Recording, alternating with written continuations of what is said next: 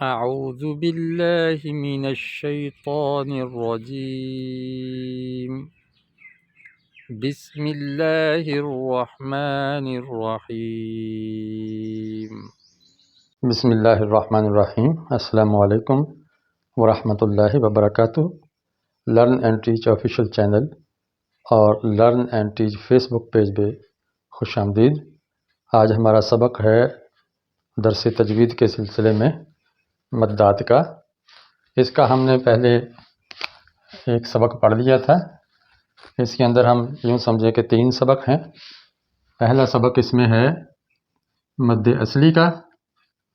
مد اصلی ہم پڑھ چکے ہیں، اور اس کے بعد ہے مد فرعی۔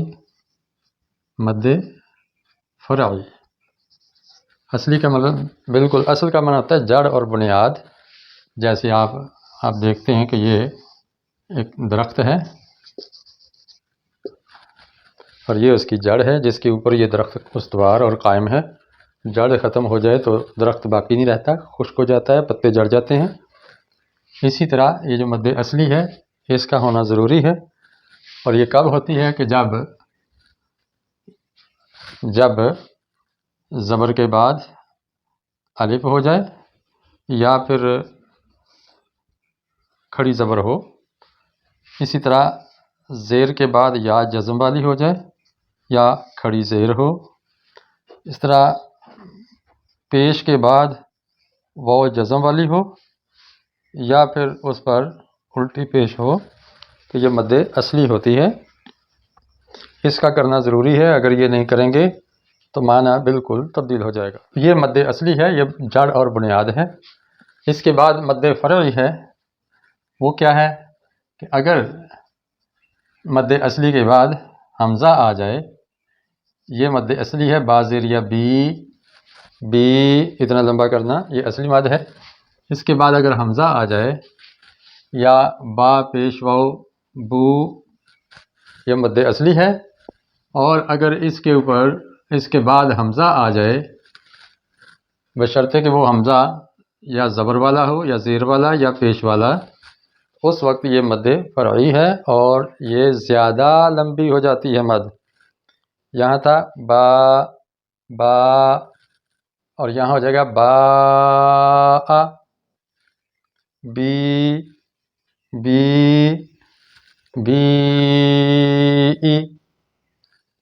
بو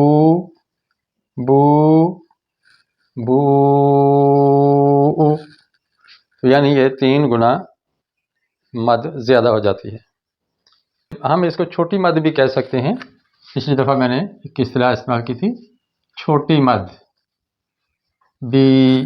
با بی بو یہ چھوٹی مد ہے۔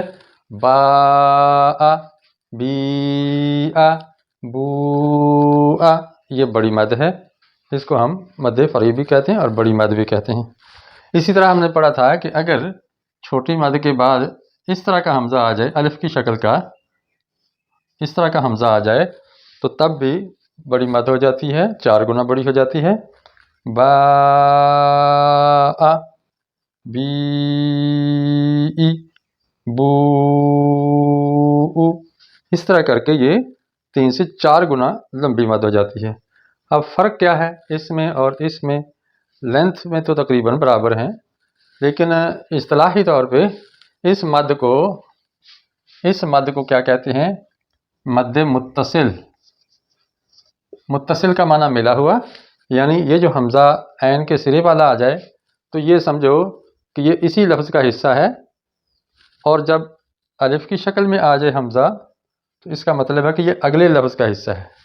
جیسے ہم نے پڑھا تھا ما انزل، اب ما الگ لفظ ہے اور انزل الگ لفظ ہے، اس کی بجائے ما ان، تو یہ ایک ہی لفظ ہے، یہ 2 لفظ نہیں ہے کہ یہ ما الگ ہو ان الگ ہو، یا حمزہ عین کے سرے کی شکل کا ہو تو پھر اسی لفظ کا حصہ ہوتا ہے اور اس کے ساتھ ملا ہوا ہوتا ہے۔ ملنے کو اتصال یا کہتے ہیں اور ملے ہوئے کو متصل کہتے ہیں۔ اور جب الف کی شکل میں حمزہ ہو جائے تو یہ اگلے لفظ کا حصہ ہوتا ہے، فاصلے پر ہوتا ہے، فاصلے پر آنے والے حمزے کو کہتے ہیں منفصل فاصلے پر، کہ اگر چھوٹی مد کے بعد یعنی مد اصلی کے بعد اسی لفظ میں حصہ ایک حرف آ جائے شد والا، یہ جو شد ہے شد والا حرف اسی لفظ کا حصہ ہو، جیسے مار، حاق، حاق، تو دیکھیں یہ ہا کا ہا الف قاف یہ ایک ہی لفظ ہے، تو اسی لفظ میں اگر چھوٹی مد کے بعد شد والا حرف آ جائے تو تب بھی آواز لمبی ہوتی ہے، یہ یاد رکھیے گا۔ لیکن اگر یہ شد اگلے لفظ کا حصہ ہو، جیسے ما ملذی، تو یہاں دیکھیں ما الگ لفظ ہے، الذی الگ لفظ ہے، یا جیسے ماللہ بغافل،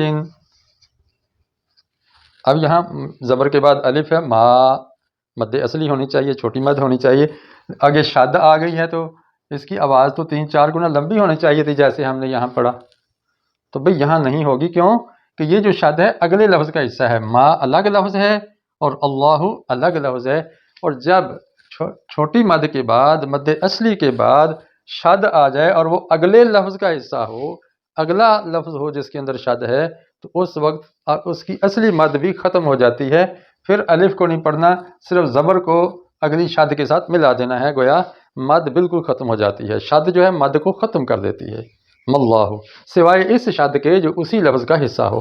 اور اکثر آپ کو یہ مثالیں قرآن مجید کے اندر ملیں گی، عربی کے اندر ملیں گی، اور بہت کم یہ مثالیں آپ کو ملیں گی مد، اس کو کہتے ہیں مد کلمی مثقل، کلمی مثقل، یعنی اسی کلمے کے اندر ہے، کلمی کا مطلب اسی کلمے اسی لفظ کے اندر ہے، اور ثقیل ہے یعنی بھاری ہے، شاد چونکہ بھاری پڑی جاتی ہے اس لیے اس میں شدت ہے تو ثقل پایا جاتا ہے، بوجھ ہے، اس لیے اس کو کلمی مثقل کہتے ہیں۔ ایک مد اس کے مخالف ہے کلمی مخفف، جیسے آل، آنا، یہ بھی بہت کم ہے، بہت ریئر ہے، قرآن پاک میں 1-2-3 مثالیں ہوں گی، آل آنا، آل آنا، یہ بھی زیادہ لمبی ہو جاتی ہے، اور یہ اس کی وجہ کیا ہے کہ یہ جو کھڑی زبر آپ کو نظر آ رہی ہے یہ اصل میں 2 زبریں تھیں،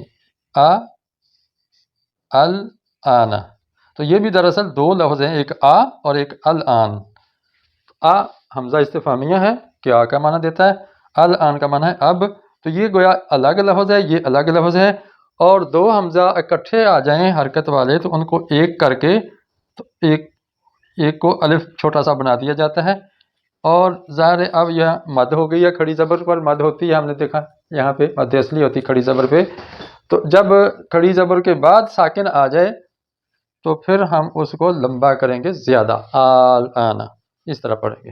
یہ آج ہمارا مد کا دوسرا سبق تھا اور تیسرا سبق تھا۔